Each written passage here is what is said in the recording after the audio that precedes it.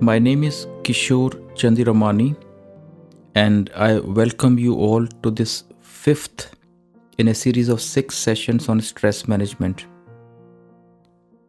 The topic for today's discussion is understanding stress and its management using the knowledge from psychoanalysis and philosophy. Within philosophy, I have placed greater emphasis on existentialism and Stoicism. Historically, the treatment of mental illness has been the concern of a number of different fields such as religion, philosophy, education, literature, law, and so on. And it was brought into the medical fold only about 100 years ago. The humanity has survived for more than 10,000 years, and psychiatry as a scientific discipline has existed only for less than 100 years. It may not be wise to dismiss the attempts of our forefathers in trying to understand the human mind and find solutions to the problem of psychological stress. Restricting our knowledge to only a scientific approach as we understand it now may be very limiting when it comes to the study of the mind, as science has not fully understood the human mind yet. Existentialism, which is a branch of philosophy, encourages clients to look at the core issues of human life and confront the inner pain rather than find escape into the distractions of the external world. Existentialism is about understanding the true nature of our inner being, our core existence, and the reality of the external world. And this can lead us to a realistic understanding of human life. We tend to view normal life in terms of fulfillment, having very loving and caring parents, supportive and loving spouse, healthy, clever and obedient children, successful career, good friends, and sufficient money to lead a comfortable life. Unfortunately, that is not about a normal or average human existence. Once we have achieved something, the expectation is that it will continue with us. Existentialism forces us to look within and understand the true nature of human being and our consciousness, that things are constantly changing for good or for bad. Nothing is stationary. Existentialism looks at the core issues such as meaning in relationships, being alone, separation, loss, death, free will, sense of responsibility, purpose and meaning in life, and sense of what is right and wrong. Existentialism doesn't avoid a discussion on the inevitable aspects of suffering.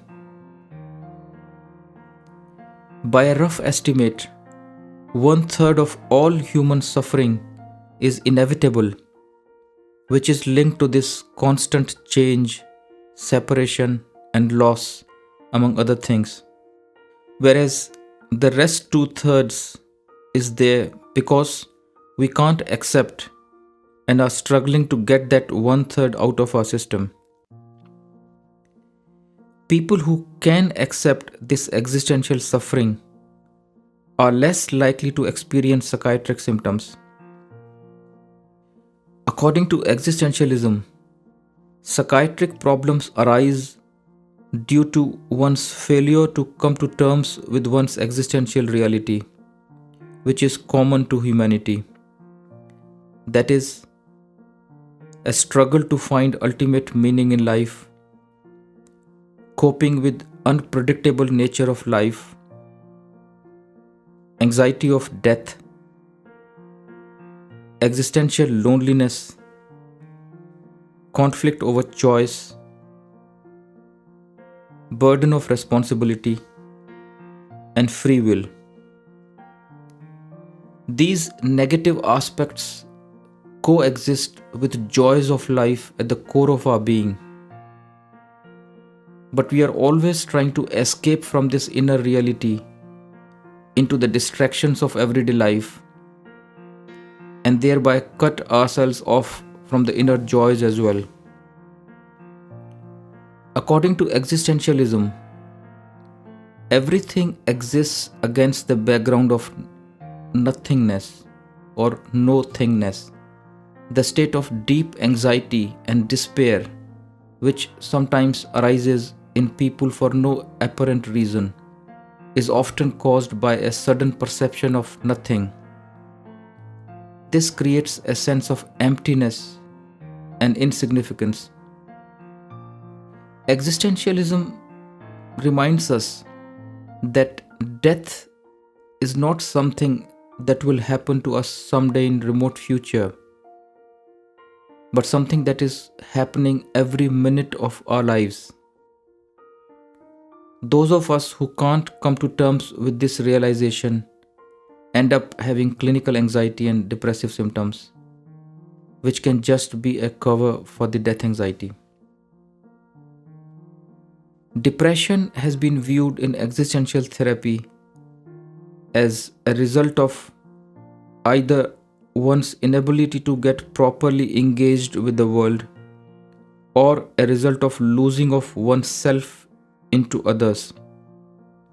Clients with depression tend to indulge in regretful wallowing in past mistakes and misfortunes, or see themselves as victims of society. In therapy, they start exploring how they have allowed others to make decisions and control them. They come to a realization in therapy that others are not doing something to them and taking their control. They are instead responsible for their actions and choices. Existential therapy enables clients to examine the degree to which their behavior is being influenced by social and cultural conditioning. Some clients don't see meaning in life as their central concern. But when one starts examining the deeper reaches of the unconscious mind, they hit upon this core issue of human life. The issue gains prominence during midlife crisis, when one has achieved some material success and still feels unfulfilled. Finding a meaning in life can be an antidote to this type of stress. The knowledge that there is meaning in life helps one to survive very difficult conditions. Nietzsche said, quote, "He who has a why to live for can survive almost anyhow," unquote. He used the word amor fati, which literally means love for one's destiny, a willingness to embrace the future, which springs from an inner conviction that the future is going to be better than the present. We tend to draw strength more from the hope of a better life than from what we have already got. This hope can be very useful in coping with one's everyday stresses. However, having high hopes and high expectations can also result in problems. Depression can result from having a very high and unrealistic internal standards, that is, to be strong, loving, and good at all times, which results in depression when these standards don't match with the internal reality. Another philosopher, Viktor Frankl, who invented a form of therapy called logotherapy, said, "Live as if you are already living for the second time and had acted for the first time as wrongly as you are going to act now. This invites us to imagine that the present can just be a repetition of the past, but now is the moment to change the direction, which requires high levels of alertness every moment. Logotherapy looks for meaning in life at 3 different levels. First, by creating a work or doing a deed. Second, experiencing something. And third, by the attitude we take towards suffering that is unavoidable. Heidegger, another existential philosopher, saw our relationship to others in the context of our basic insufficiency and warned against the danger of us being absorbed in the anonymous they, the mass of others that terrorizes and oppresses us. Clients with depression tend to retreat from others, which can worsen their depression. This detachment from others might be unhealthy, and therapy is about clients learning new ways of relating to people, which involves confronting their feeling of being overwhelmed. Sartre, another existential philosopher, has pointed out that our inability to grasp the ultimate essence in life is seen by many clients as their personal failure. They can find reassurance in the fact that it is in the true nature of things that a part of the mind does experience nothingness and meaninglessness of human life. And this feeling can sit alongside a feeling that there is an ultimate meaning in life. Clients begin to learn in therapy that creating their own meaning in life is a form of self-therapy, and this encourages them to take responsibility for their depression. Because of our romanticized notions of human life, we can't accept the reality of our existence and that of the external world. And this results in distortions in our perception of the reality. According to psychoanalysis, this distortion is achieved by means of use of different defense mechanisms such as denial, projection, displacement, intellectualization, rationalization, somatization, and so on. And psychiatric symptoms originate from these distortions. The distortion of reality means that we lose authenticity. The definition of authenticity is acting in a manner which is in keeping with one's inner realities. There are no false fronts. The distortion of reality can happen in 2 ways. First, by creating a false positive image of ourselves and a negative image of others. And this makes us stop seeing ourselves the way others see us. The other falsehood that can arise is that we become unmindful of who we are and shift our attention to what we have. These can be described as the being mode and the having mode. People are generally preoccupied with what they have, the house they live in, the car they drive, the jobs they have, their family members, and people they associate with. That is all left behind ultimately at the time of death. Whereas what goes with us, that is who we are, requires equal attention if not more. This is discussed in greater depths in the next session. With being mode, we are generally unaware of the depths of both positive and negative feelings. This unawareness is also a defense mechanism as the mind is not yet ready to deal with the deeper issues. Therapy is about increasing one's coping abilities so that one can explore the deeper reaches of the mind. Sometimes therapy makes people more aware of the deeper human pain that they were unmindful of, and absorbing this pain into their psyche makes them better able to deal with the situations. Distortions of the reality can manifest in a number of different ways. A person who feels insignificant, that nobody wants to know him, is likely to create delusions of reference. Someone who suffers from low self-esteem is likely to create a delusion of grandiosity or adopts a contemptuous attitude to people. Someone who suffers from loss of meaning and purpose in life is likely to create a delusion of persecution. A thought of conspiracy gives meaning to someone who is experiencing meaninglessness. Acceptance of insignificance and meaninglessness can make us immune to developing some of these symptoms.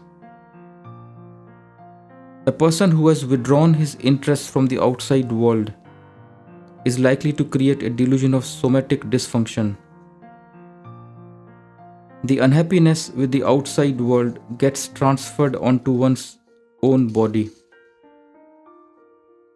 A person who has lost hope in life is likely to create a delusion of nihilism. It's very interesting to note here that the conscious and the unconscious mind work in perfect balance and sometimes compensate for each other's exaggerations. Our inability to accept the reality results in denials and exaggerations. The denials and exaggerations of the conscious mind are compensated by the opposite attitude arising from the unconscious mind. And if we look carefully, these compensatory mechanisms show themselves in the form of psychiatric symptoms. Sometimes hallucinatory experiences compensate for one's preoccupation with certain notions by creating just the opposite of what their conscious mind is saying to them. A reflection on the contents of one's hallucinatory experiences can support this hypothesis. There's another way of understanding hallucinations, and that is something that has been denied or suppressed in the unconscious mind in the past comes back in an exaggerated form. Something that the person can't accept.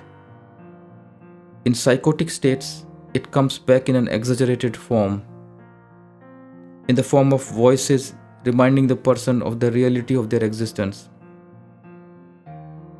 Helping clients find meaning in their hallucinations can be therapeutic. Moving to another existential issue, and that is the importance of relationships. Work of two existential thinkers is relevant here. According to Sartre, a French philosopher, hell is the other people, which means that when we relate to other human beings, we lose authenticity in our being, because at the end of the day, we are all alone, and eventually we have to face our destinies alone. Our loved ones, friends and family will not be there to answer for us when we are confronting our destinies. In this respect, when we enter into an intimate interaction with others, we lose authenticity because there is a risk that our actions may not be in keeping with our own inner realities, as we are taking others' viewpoints into consideration and accommodating their existence into our psyche. A view opposite to this was held by philosopher Martin Buber, who saw sacredness in every human relationship. He described two different types of relationship: I, it, and I, thou. I, it relationship is characterized by treating others as things and using them for one's selfish purposes, whereas I, thou relationship is about enjoying being with the other human beings without expecting anything from them. It may be that we lose authenticity when we enter into I-it relationship and gain authenticity by entering into I-thou relationship. Buber also talked about in-between relationships and described it as when I don't rob you of your space and you don't rob me of mine. A new, more open space between us is created. And in this, we can create interaction. I no longer have to strive to defend myself from being altered by you. I no longer have to aim for altering you. I can safely venture forward towards the new space that we inhabit together.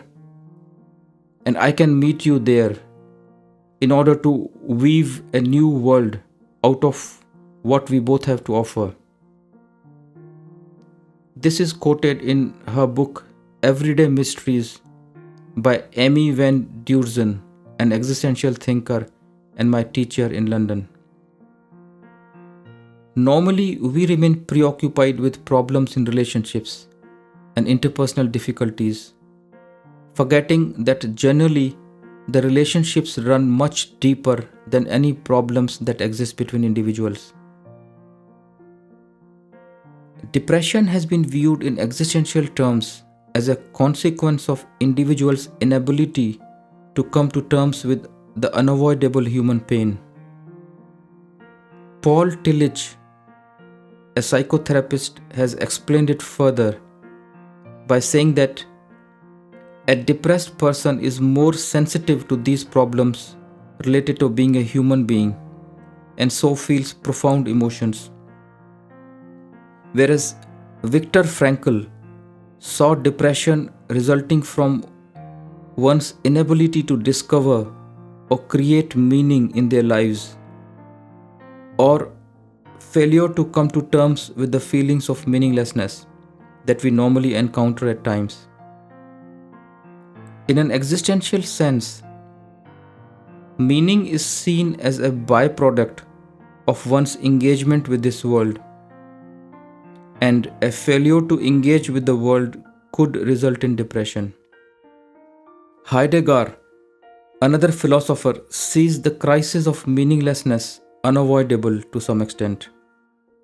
He understood human beings as constantly being caught between two positions of no longer and not yet, which can lead to a loss of meaning, as whatever we have achieved becomes no longer, taking away all the meanings with it.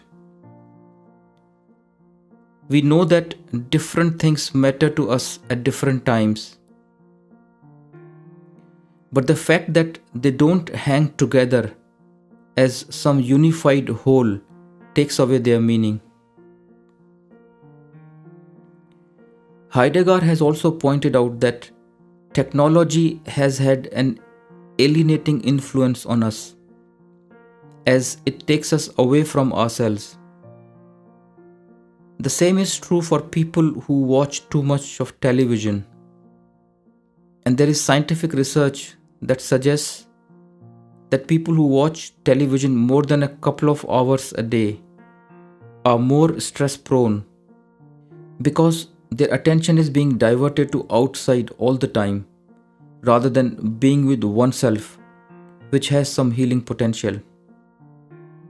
In addition to this, the modern lifestyle has created its own stresses, as people have become more aware of what's happening elsewhere in the world, and as a result, it has increased the gap between what is and what should be there in their lives.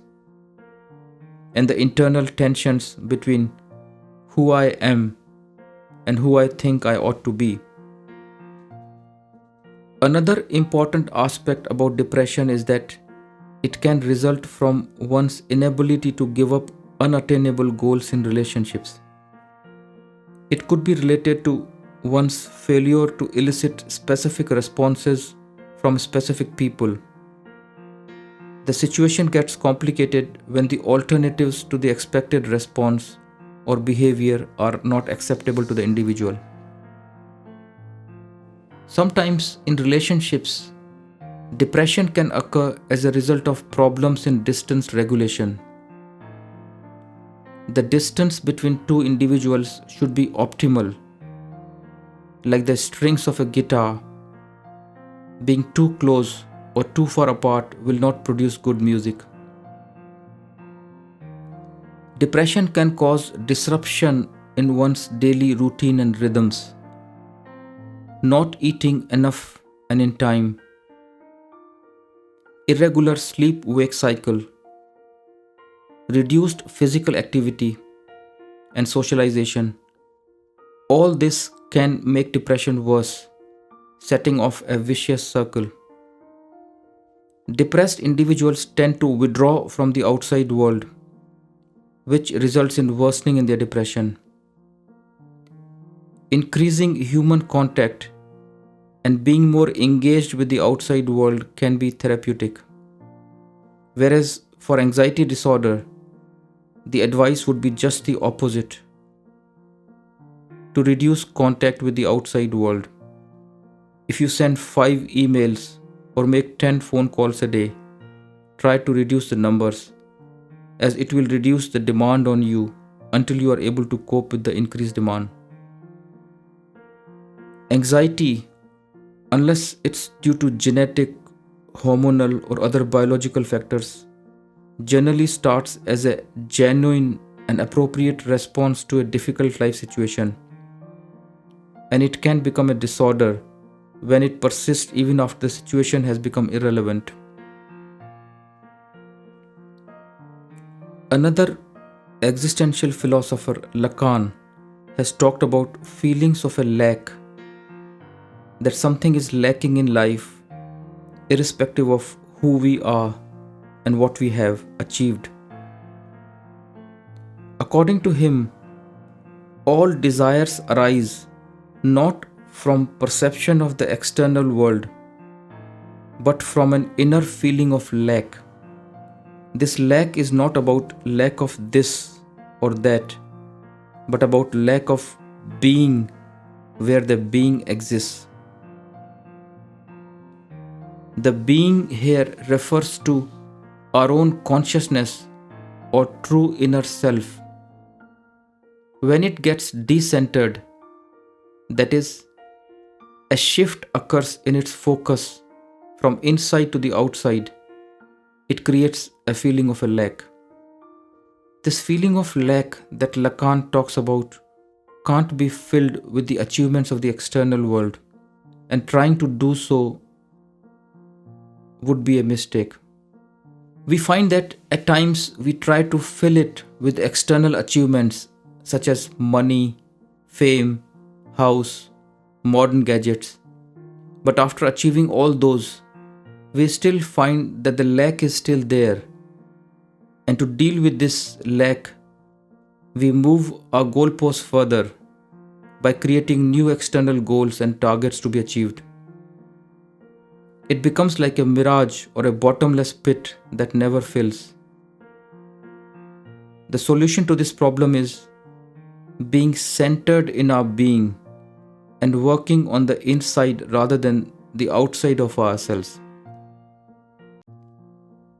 Finally, discussing Stoicism or Stoic calm. Stoicism is a branch of Greek philosophy founded in the early 3rd century BC. The Stoics believe that destructive emotions result from errors in judgment,